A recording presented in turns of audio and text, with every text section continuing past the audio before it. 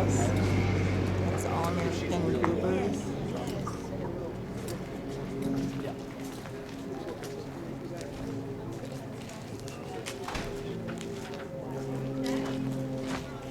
Tundra Wildlife Tour.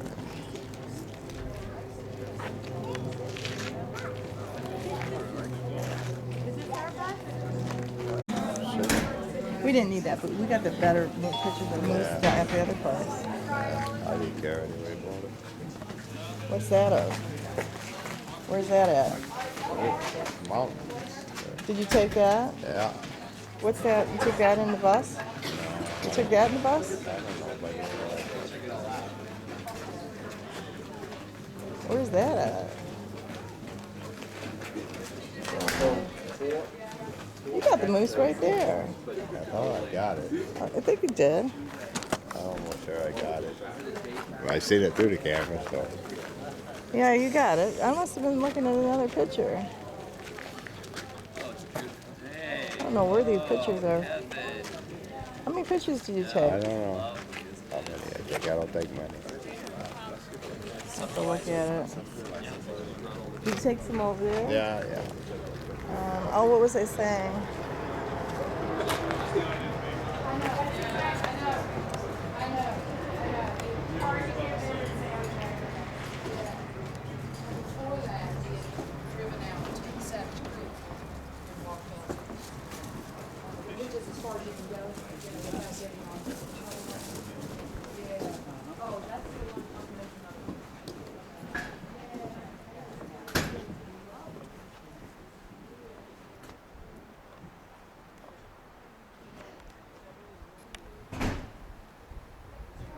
For the Teclanita rest stop, and you cannot drive farther than this.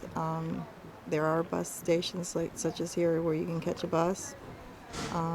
There are campground here, but they say that if the two predators that you want to watch out for is the cow moose, so that protects her young, and if she runs after you, best thing to do is run as fast as you can. As for the grizzly, you can't do much because if you start running, they'll outrun you. They go 30 miles, 5 miles an hour. The grizzlies are like a strawberry blonde color to chocolate brown. And this is the Teclanita River right here. We're not allowed to bring food outside the bus.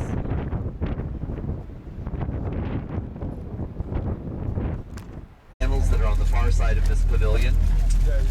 And this is one of the problems that happens when you have a centralized design center. The Denver Service Center is the National Park Service design facility for the Western U.S. And they were asked to design a rest stop that would have no electricity and no running water. So we have the chemical toilets, and they designed it for places where it actually got dark. So they also put lights and solar panels to power them. But the truth of the matter is, it never does get dark here. So we have no use for the solar panels. Okay, you answered my question. I suppose one of the visitors who is staying at Teclanita Campground could come down here in August, which is the first time it gets dark, and read. But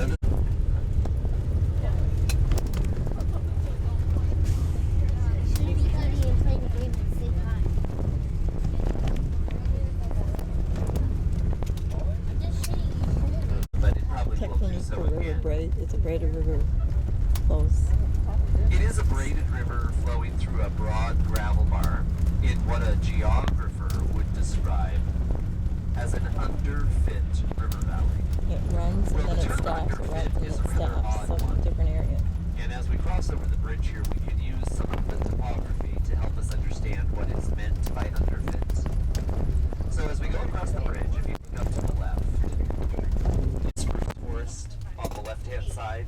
Above that is the left-hand side of a big, broad U. At different times in the past, this valley has been filled with glacial ice all the way to the top of that U. The Teklanika glaciers have been big, broad, thick tongues of ice over 1,000 feet thick. And as those glaciers flowed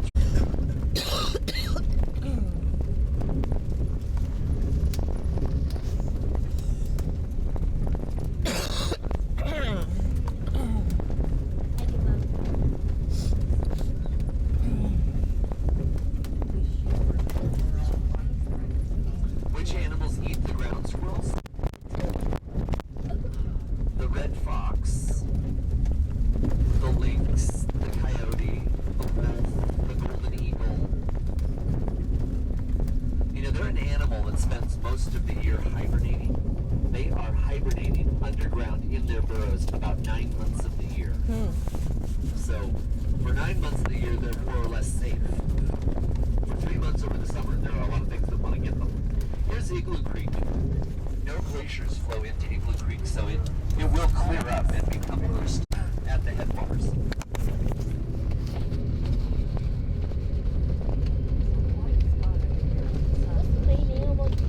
Any sign of Doll sheep? That might be a Doll sheep up high there.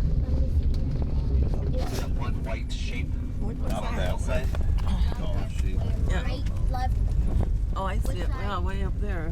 Let's get which past the side, trees which here. side, which side? Yeah. Yeah, see it? Yeah, there's a doll sheep. On the left side It's a of the bus doll as sheep well. right there. It's moving around a little. If you look up on the right at about 1 o'clock, Did I get it's the right really spot, the only Joe? white spot Where on the about? hillside there. Yeah. Has somebody looked with binoculars? I Is see there it, really a I doll see sheep? it. It's It walking. is, okay. It was. It's moving to, okay, so it's Yeah. not a piece of snow. No, No, I got him.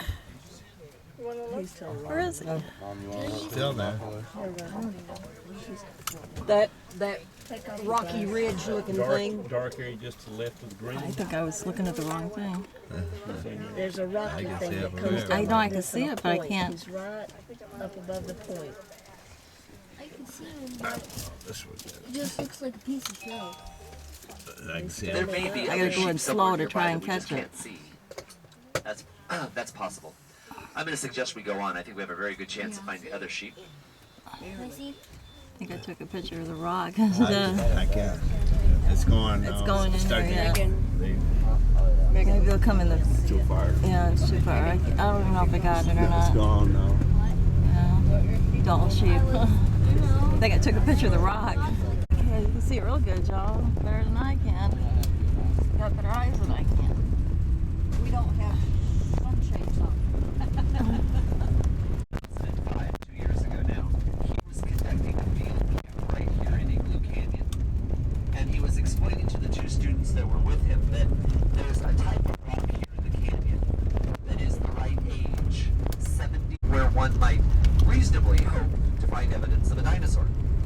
At which point Susie, who was one of the students with him, she looked at him and she said, "You mean like this?" And lo and behold, it was the footprint of the Troodon dinosaur. So needless to say, Susie got an A. It was a very big deal. There have been other sites in Alaska where they have studied dinosaur remains for decades. But we had never found any evidence that dinosaurs lived in the interior of the state until June of 2005. The specialist on this type of dinosaur is a paleontologist that is associated with the Dallas Museum of Natural History. So he came up, they took all kinds of measurements and photographs, impressions, and then they actually removed the slab of rock. And it is now on display at the Muir Science and Learning Center if you'd like to see it.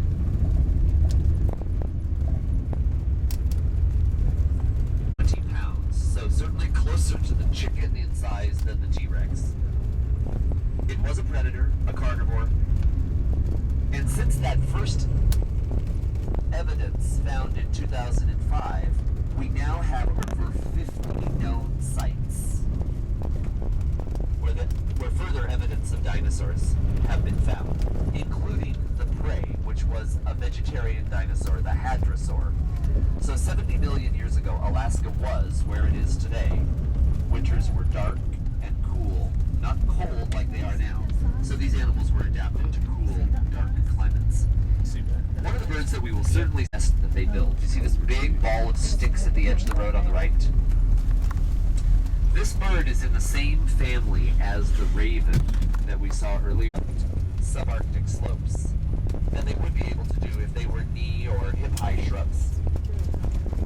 Well, there are three plants in the alpine tundra that do a very nice job of illustrating this adaptation to dwarfism, as they are plants that so many of us are familiar with. We have carnations, roses, and rhododendrons here. None of them are very large. The smallest of the three is the carnation. The Crown's right there.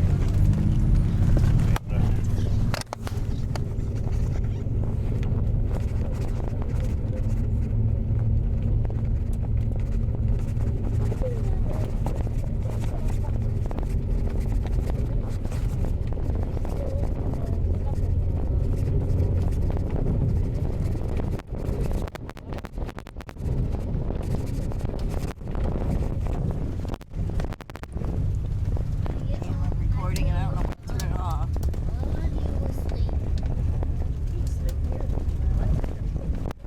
here was to keep the grizzly bear from chewing on the sign. Feet.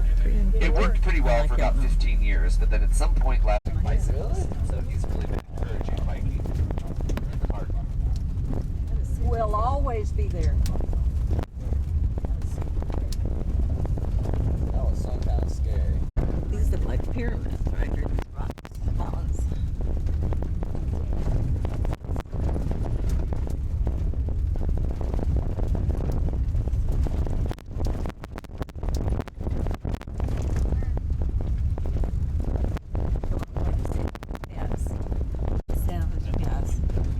Savage Pass.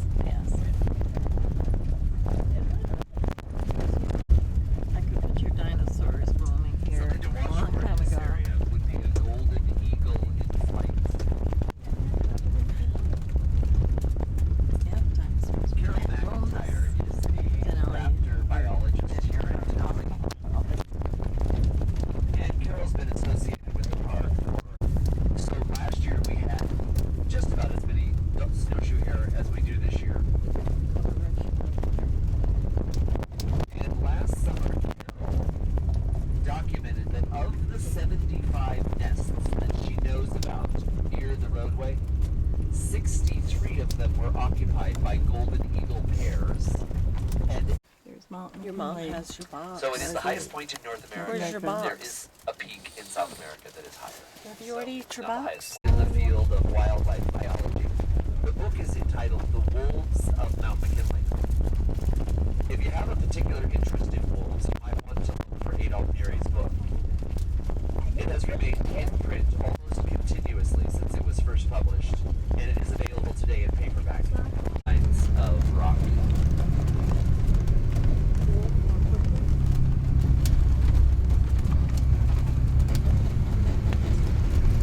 Pretty, isn't it? Rock. Down there ahead of us.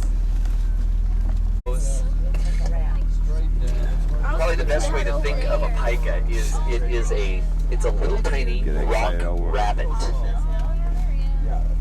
Rabbit. It's in the order that includes rabbits, hares, and pikas. It's on the left side of us, so it's not my view.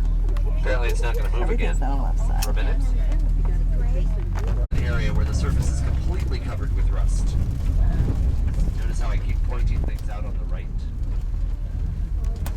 Now, iron-rich basalt like this, and here's the rust. Iron-rich basalt like this and the yellow silica-rich rhyolite ahead of us. They are both volcanic rocks, but they form in completely different environments within the Earth's crust. You would never expect to find them in the same geologic formation.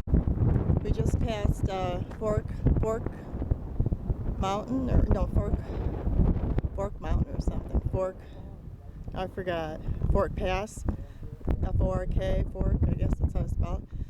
And we're at Polychrome. It's a Greek name for poly means many, and chrome means color in Greek language. It's named for our turquoise too, globus, tours. We named it that.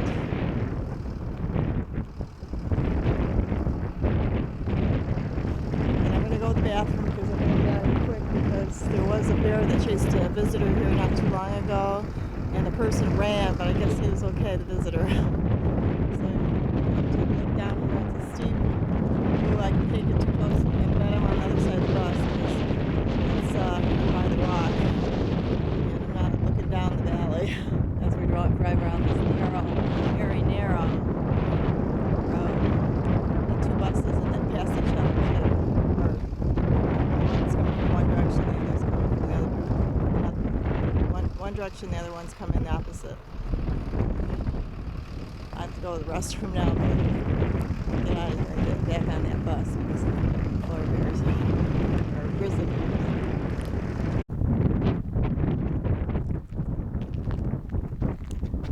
This is a willow right here.